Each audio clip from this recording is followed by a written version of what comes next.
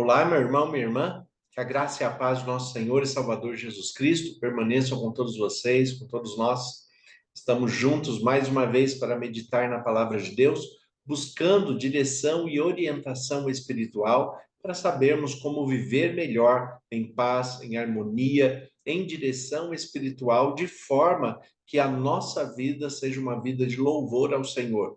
Que com a nossa postura de vida nós possamos mostrar que somos cristãos, que o Espírito Santo habita em nós e que o nosso foco está em Jesus Cristo, o autor e consumador da nossa fé. Então, a todos vocês que nos acompanham, que Deus abençoe de modo muito especial, que Deus continue fortalecendo, dirigindo e que a cada dia vocês tenham a sensibilidade de ouvir a voz do Espírito Santo através da Bíblia como única regra de fé e prática para todo cristão. Hoje vamos falar um pouquinho a respeito de um texto do livro de Eclesiastes. Eclesiastes, um livro escrito por Salomão, falando a respeito da postura de uma pessoa de Deus, a postura de alguém que quer agradar a Deus, a postura de alguém que sabe refletir sobre a vida de maneira sadia, de maneira inteligente, é a pessoa que sabe agir em cada situação, mas sempre com foco voltado para Deus. Eu sei que isso é um desafio, mas por ser um desafio, nós temos que enfrentá-lo, nós temos que conquistar, nós temos que fazer com que a nossa vida continue perseverante neste caminho da integridade da fé, para que nós possamos, de fato, viver bem e agradar a Deus. Então, Eclesiastes é um livro que fala a respeito do nosso dia a dia, de como melhor lidar com o nosso dia a dia, a cada momento, em cada circunstância, em cada situação. Como lidar melhor com seu marido, com a sua mulher, o casal entre si, os seus filhos, como lidar com as relações de trabalho, com as relações da vida, as relações sociais, nos estudos. Então, para tudo, Deus deixou orientações para que nós vivamos bem, para que nós vivamos cada vez melhor. E o livro de Eclesiastes fala muito acerca desta postura. Eclesiastes é uma expressão que vem do termo grego eclesia ou eclésia, como alguns teólogos gostam de colocar. Eclesia trata da igreja e astes para fora. Então, Eclesiastes, que é conhecido como pregador, por quê? É a mensagem de Cristo para fora, é a mensagem de Deus para fora. Eclesiastes, a igreja lá fora. Por que essa reflexão? Porque, independente da denominação, do vínculo religioso que você tenha, nós, como cristãos, sabemos que é muito fácil ser cristão dentro da igreja. O nosso desafio é ser cristão, é ser igreja de Cristo lá fora. Jesus, ele diz que onde estiver 2 ou 3 reunidos em seu nome, lá ele estaria também. Então, quando nós saímos, nós temos o privilégio de levar conosco, na nossa identidade cristã, nós estamos levando a Igreja de Cristo, nós estamos representando a Cristo e nós estamos apresentando que nós fazemos parte do reino de Deus. Então, quando nós temos essa percepção de integridade, de moral, de ética, de colocar em prática tudo aquilo que Deus tem apresentado para nós, então nós percebemos que a nossa responsabilidade enquanto cristãos é de fato muito grande. Por isso, a todo tempo nós temos que buscar agradar a Deus de que maneira? Oferecendo o nosso melhor, oferecendo o melhor da nossa vida a Deus, oferecendo o melhor às outras pessoas. Afinal de contas, o resumo dos mandamentos na Bíblia é amar a Deus sobre todas as coisas e amar ao próximo como a nós mesmos. E desta maneira, se nós agirmos assim e permitirmos que sejamos direcionados pelo Espírito Santo desta maneira, todos nós teremos uma vida de paz e harmonia, de alegria, de felicidade, apesar das adversidades e dos problemas que o mundo nos impõe. Então, Eclesiastes é um livro que nos ensina e vale a pena você prestar atenção nesse livro. Ele é um livro curto, tem 12 capítulos, vale a pena você ler o livro inteiro, observando cada detalhe. Capítulo 3 de Eclesiastes é muito conhecido, que fala a respeito do tempo, dizendo que há tempo para todas as coisas, há tempo de rir, há tempo de chorar, há tempo de trabalhar, há tempo de usufruir daquilo que foi trabalhado. Então, em todas as coisas das questões humanas, as relações humanas com o aspecto divino, são apresentados em Eclesiastes por Salomão, que é considerado o rei mais sábio que houve em Israel. E aqui no capítulo 9, no versículo 10, Salomão diz assim: tudo quanto te vier à mão para fazer, faze-o conforme as tuas forças, porque no além, para onde tu vais, não há obra, nem projetos, nem conhecimento, nem sabedoria alguma. Observe a maneira que Salomão escreve esse texto. No início do texto, ele fala: tudo quanto te vier à mão para fazer, faze-o conforme as tuas forças. Isso daqui não é uma desculpa para fazer de qualquer jeito, para olhar para a situação e falar: não, assim tá bom, desse jeito tá bom, né? Eu faço no meu limite, eu faço como dá para fazer. Não é isso que o texto está dizendo. Quando ele fala, faz-o conforme as tuas forças, se empenhe ao máximo, coloque o máximo da sua atenção, das suas forças, do seu pensamento. Hoje nós temos um problema muito grande, uma dificuldade com a concentração, uma dificuldade que as pessoas têm de se centralizarem, de se posicionarem em apenas um desafio de cada vez. Mas é isso que nós temos que fazer. Nós temos que compreender que quando nós abraçamos todas as coisas juntas, fica difícil de segurar alguma delas. Se você, por exemplo, tiver muitas garrafas, tiver 20, 30 garrafas, e você tentar abraçar todas essas garrafas de uma só vez, provavelmente alguma delas vai se soltar, vai cair no chão e vai quebrar. O que acontece também com as nossas questões pessoais do dia a dia. Muitas coisas que nós tentamos abraçar de uma vez só, algumas acabam saindo do nosso controle, saindo da nossa experiência de vida e acaba escapando de nossas mãos e quebrando no sentido de trazer prejuízos à nossa vida. E Deus não quer que isso aconteça. É por isso que ele oferece as melhores orientações através da Bíblia. E aqui, o que Salomão está dizendo é: tudo quanto te vier a mão a fazer. O que está vindo a sua mão a fazer hoje? O que você tem para fazer hoje, sem projetar para amanhã?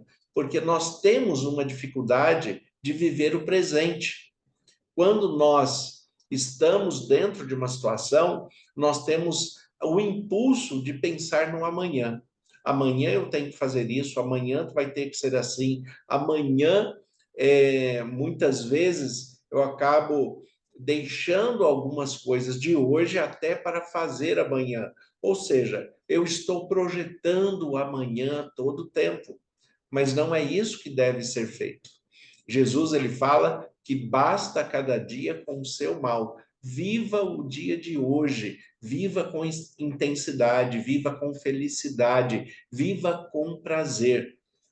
Nós não podemos simplesmente ficar projetando para o amanhã, porque senão o presente não se torna de fato um presente de felicidade, uma dádiva de felicidade. Existe um ditado que fala que o que ficou no passado é história, que o que é futuro é um mistério, mas o presente é dom de Deus. O presente é um presente de Deus e é por isso que se chama presente. E muitas vezes, muitas pessoas estão com dificuldades de desfrutar o presente, desfrutar o dia. Então, hoje, coloque na sua mente, no seu coração, eu vou viver o melhor desse dia. Eu vou buscar oferecer o melhor de mim. Eu vou fazer o melhor, porque isto é louvor ao Senhor, isto agrada a Deus. E quando eu ofereço o meu melhor enquanto cristão, eu tenho o privilégio de apresentar a Cristo para outras pessoas, o Cristo que eu acredito, o Cristo que habita em mim, o Cristo que me dá paz, que me dá direção, que me ajuda a que eu seja fortalecido para enfrentar e superar as adversidades dessa vida. É assim que nós vivemos a cada momento. Então, tudo quanto te vier à mão para fazer, faze-o conforme as tuas forças. Se empenhe ao máximo, dê o melhor de si, tenha prazer na organização do seu lar, tenha prazer na convivência com a sua família, tenha prazer no desenvolvimento do trabalho que você terá hoje, tenha prazer e alegria por saber que Deus está te dando uma oportunidade de você oferecer o seu melhor. Então, tudo que tiver a mão a fazer, faze-o conforme as tuas forças. E na sequência, ele fala a respeito do futuro, fala a respeito do deixar para amanhã, fala a respeito da insegurança da estabilidade humana com relação ao amanhã. Então, o que ele coloca na sequência do texto? Ele fala assim: porque no além, para onde tu vais, não há obra, nem projetos, nem conhecimento e nem sabedoria alguma. É claro que ele está falando do além no sentido da morte. Como vai ser a minha vida depois da morte? Mas também nós temos que trazer isso para o nosso tempo presente. Por quê? Porque quando nós projetamos a nossa vida para o futuro e deixamos de viver o presente, também nós estamos matando o presente. Nós estamos quebrando o presente que Deus nos dá todos os dias. Nós não estamos valorizando como deveríamos valorizar os presentes que Deus nos dá todos os dias. Então, ele fala: tudo quanto te vier à mão para fazer, faze-o conforme as tuas forças, porque no além, para onde tu vais, não há obra. Depois que passou uma oportunidade, depois que passou uma boa chance, depois que passou um bom momento, ali as obras acabaram. Eu não tenho como refazer, eu não tenho como voltar no tempo, eu não tenho como agregar mais qualificações sobre aquilo que já passou, sobre aquilo que não existe mais. Então, no futuro, no além, e também falando a respeito da morte, que depois da morte ninguém pode fazer mais nada. A morte é um estado de inconsciência, e é por isso que é chamado de morte. Porque, como diz a palavra de Deus, em Eclesiastes, capítulo 12, versículo 7, lá fala que quando nós morremos, nós somos criados do pó, então o pó volta ao pó como era. E o espírito, esse fôlego de vida que nós temos, isso que nos mantém vivo, o Espírito Santo volta a Deus que o deu. Então, quando nós morremos, nós separamos os nossos elementos em que o corpo volta ao pó como era, o espírito volta a Deus que o deu. E mais desta maneira, nós ficamos em estado de inconsciência até a ressurreição, porque afinal de contas, se não fosse assim, não haveria motivos para a ressurreição. Se o período da morte fosse um período de consciência, um período em que a pessoa pudesse estar vivendo em outra dimensão, numa dimensão espiritual, então para que serviria a ressurreição em Cristo Jesus? Todos nós aguardamos a ressurreição para encontrarmos aquelas pessoas que nós amamos, aquelas pessoas que passaram a sua vida também oferecendo o seu melhor a Deus, e desta maneira estão aguardando a ressurreição em Cristo Jesus. Então, o que o texto está falando, o que você tiver para fazer, faz com empenho, com dedicação, com alegria, com prazer, faça hoje, porque depois você não vai conseguir fazer mais. Isso tanto no aspecto da morte, quanto em muitos aspectos da nossa vida, com as coisas mais simples. Quantas vezes você teve vontade de fazer uma coisa, não fez e depois não teve mais oportunidade? Quantas vezes você teve vontade de comprar alguma coisa e não comprou e depois aquele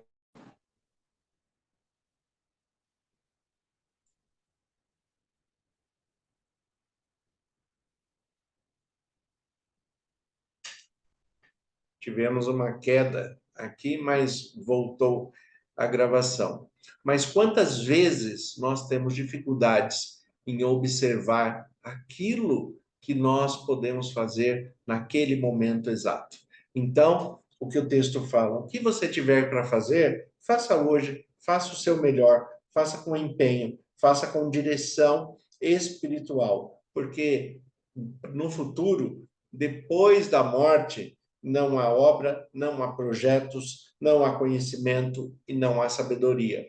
Então, aproveite hoje para que você, nas suas obras, no seu dia a dia, você tenha projetos, você tenha conhecimento, você tenha sabedoria para saber como viver de maneira que agrade a Deus.